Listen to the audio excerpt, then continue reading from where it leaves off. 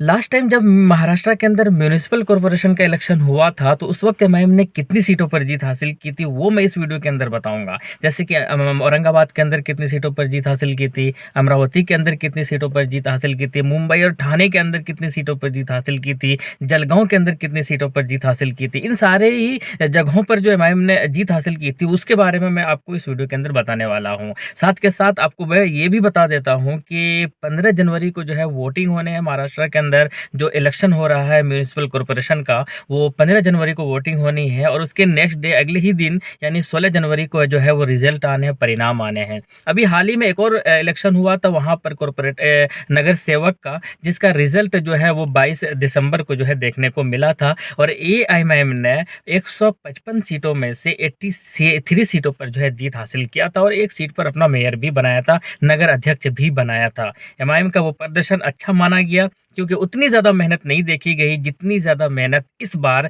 इस इलेक्शन के लिए जो म्यूनिसिपल कॉर्पोरेशन का इलेक्शन हो रहा है महाराष्ट्र के अंदर, वो देखी जा रही है। तो उस हिसाब से ये कहा जा रहा है कि इस बार तो और भी ज़्यादा सीटों पर जीत हासिल कर सकते हैं। आपको मैं ये भी बता देता हूँ कि वो जो 22 तारीख को 22 दिसंबर को जिसका रिजल्ट आया था, वो नगर सेवक था, यानी छोटे शहरों पर और ग्रामीण एरिया में जो वोटिंग हुआ था, इलेक्शन हुआ था, उसका रिजल्ट था वो। और अब जो इलेक्शन हो रहा है 15 जनवरी को, वो 29 महानगर पालिका के अंदर जो बड़े-बड़े शहर है, वहाँ पर इलेक्शन हो रहा है, वहाँ पर चुनाव हो रहा है।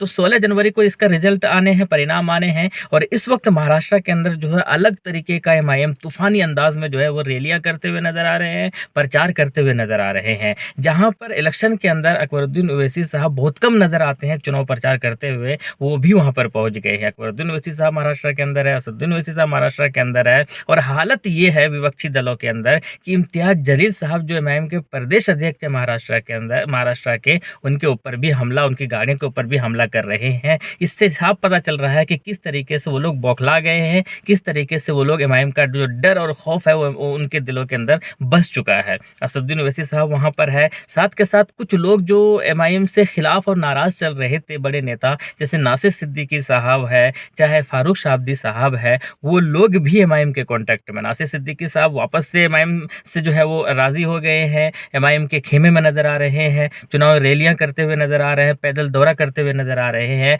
बात रही फारूक शाब्दी साहब की, तो भाई उनको भी वापस आ जाना चाहिए। जितनी मोहब्बत और जितनी शिद्दत के साथ आपको बुलाया जा रहा है, इतनी मोहब्बत और इतनी शिद्दत आपको दूसरी पार्टी नहीं दे सकती है। आप दूसरी पार्टी में जाइए, कांग्रेस में जाइए या जिसके अंदर भी जाना है जाइए, अगर आप छोड़ देते हैं तो आपको इस तरीके से मोहब्बत और इतना प्यार आपको देंगे भी नहीं वो लोग, जितने मोहब्बत यहाँ के असदुद्दीन ओवैसी साहब आपके बारे में कहते हुए नजर आ रहे हैं कि भाई हमने उसका इस्तीफा मंजूर नहीं किया है। इससे क्या पता चलता है कि कितनी मोहब्बत वो देना चाह रहे हैं। खैर चलिए एक नज़र देख लेते हैं, दौड़ा लेते हैं कि क्या हुआ था। 2015-17 के अंदर यहाँ पर इलेक्शन हुआ था, अलग अलग जगहों पर, कई जगहों पर 15 में हुआ था, कई जगहों पर 17 में हुआ था। तो वहाँ पर क्या रही थी एमआईएम का जो परफॉर्मेंस कैसा रहा था, वो थोड़ा सा देख लेते हैं। औरंगाबाद के अंदर एमआईएम ने जो है वो 25 सीटों पर जीत हासिल किया था, लास्ट जो कॉरपोरेशन महानगर पालिका चुनाव हुआ था उस वक्त। और अमरावती के अंदर जो है 10 सीटों पर जीत हासिल किया था, सोलापुर के अंदर जो है 9 सीटों पर जीत हासिल किया था, मालेगांव के अंदर जो है वो 7 सीटों पर जीत हासिल किया था, कल्याण के अंदर जो है वो 1 सीट पर जीत हासिल की थी, धुले के अंदर जो है वो 4 सीटों पर जीत हासिल किया था, जलगांव के अंदर जो है वो 3 सीटों पर जीत हासिल किया था और मुंबई के अंदर 2 सीटों पर जीत हासिल हुई थी, ठाणे के अंदर जो है वो 2 सीट पर जीत हासिल हुई थी, पूना के अंदर जो है वो 1 सीट पर जीत हासिल हुई थी और अकोला के अंदर जो है वो 1 सीट पर जीत हासिल हुई थी। और याद रहे, अकोला से वो बात भी याद आया कि अभी बड़े-बड़े न्यूज़ चैनल खूब एकदम एमआईएम के खिलाफ जो है वो नारेबाज़ी कर रहे थे कि देखिए एमआईएम ये कहती थी कि हम बीजेपी के साथ नहीं जाएँगे और अकोला के अकोट के अंदर जो है बीजेपी के साथ एमआईएम ने गठबंधन भी कर लिया। आज ही मुझसे कई सारे लोगों ने पूछा, आज की मैं बात बता रहा हूँ, वो कह रहे हैं कि यार कैसे एमआईएम ने गठबंधन कर लिया बीजेपी के साथ? ऐसा तो कभी नहीं हो सकता था। लेकिन ये मीडिया में देख रहे हैं, न्यूज़ में देख रहे हैं, मीडिया वालों ने प्रचार तो कर दिया कि गठबंधन किया है, लेकिन उसके पीछे की हकीकत क्या, सच्चाई क्या, वो बयां ही नहीं किया। इसलिए लोगों को अभी भी लग रहा है, बहुत सारे लोग जो टच में नहीं है, जो सही तरीके से खबरों में नहीं रहते हैं, भाई वो उनको अभी भी लग रहा है कि एमआईएम ने कैसे गठबंधन कर लिया बीजेपी के साथ। जबकि हकीकत ये है कि अकोला के अकोट के अंदर जो एक बहुमत है वो किसी को नहीं मिला था। तो एक आदमी ने क्या किया, एक पार्टी का रजिस्ट्रेशन कर लिया और उस पार्टी के अंदर जो है बहुत सारी पार्टियों को शामिल कर लिया और उसके अंदर बीजेपी भी को भी कर लिया। तो और एमआईएम के 5 नगर सेवक थे वहाँ पर, तो उनको पता ही नहीं था कि बीजेपी भी इसके अंदर है। बाद में उन्होंने बयान दिया, क्लियर किया, तो जब जैसे ही पता चला कि बीजेपी भी इसके अंदर है, तो उन्होंने पाँचों के पाँचों ने जो है वो अपना समर्थन जो खींच लिया। तो ये हकीकत ये दिखा ही नहीं रहे हैं कि बीजेपी का एमएम के साथ गठबंधन नहीं हुआ है। 2 समंदर के 2 अलग-अलग किनारे हैं, मिल नहीं सकते हैं, ऐसा कह रहे हैं एमआईएम वाले। तो खैर कुल मिलाकर जो ये अकोला के अकॉर्ड से वो चीज़ें आई थी, वो शायद लोगों को अब समझ में आ गया होगा कि भाई गठबंधन नहीं हुआ, ये एक तरह का अफ़वाह था, एक तरह की गलतफ़हमी थी, मिसअंडरस्टैंडिंग थी और मिसकैलकुलेशन की वज़ह से ऐसा हुआ था।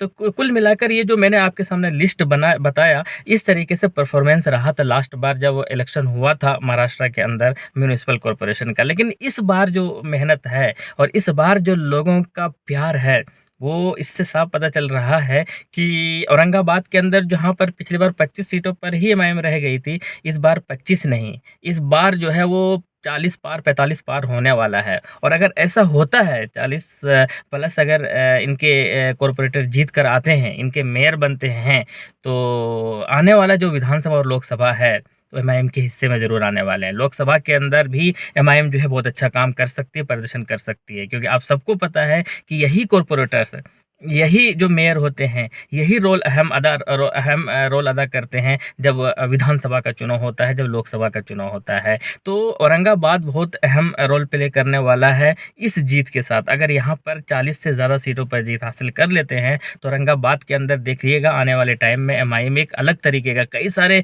विधानसभा सीटों पर भी जीत हासिल करेंगे और लोकसभा सीटों पर भी जीत हासिल करेंगे। क्योंकि मैंने हमेशा कहा है कि यही बुनियाद होता है, यही बेस होता है, और यहाँ पर अगर पकड़ बना लिया जाए तो ऊपर के जो चुनाव होते हैं वो बहुत ही आसानी के साथ जीती जा सकती है। मुंबई के अंदर इस बार देखने को बहुत ही ज़्यादा लोग इंटरेस्ट है कि एमआईएम इस बार कैसे प्रदर्शन करती है। पिछली बार 2 इनके कॉर्पोरेटर जीत कर आए थे और इस बार माना जा रहा है कि ये 2 नहीं रहने वाले हैं, ये 1 दर्जन से भी ज़्यादा जो है कॉर्पोरेटर से जीत कर आ सकते हैं। इस तरह से मुंबई के अंदर जो है परफॉर्मेंस माना जा रहा है। हालाँकि अभी भी कुछ लोग नाराज़गी है टिकट को लेकर, अभी भी नाराज़गी है कैंडिडेट को लेकर, ये होता ही रहता है। इसमें जो है वो एक ऐसा कोई चुनाव नहीं है जहाँ पर टिकट को लेकर मसले ना हो, जहाँ पर कैंडिडेट को लेकर मसले ना हो। लेकिन आपको इन मसलों को हल करना होगा। आपको अगर आगे बढ़ना है, आपकी पार्टी को अगर आगे बढ़ना है, तो इन छोटी-मोटी चीज़ों को जो है नज़रअंदाज करना होगा, आगे बढ़ना होगा और ज़्यादा से ज़्यादा सीटों पर जीत हासिल कैसे हो कॉर्पोरेटर्स के अंदर, कैसे हो महानगर पालिका के अंदर, ये देखना होगा।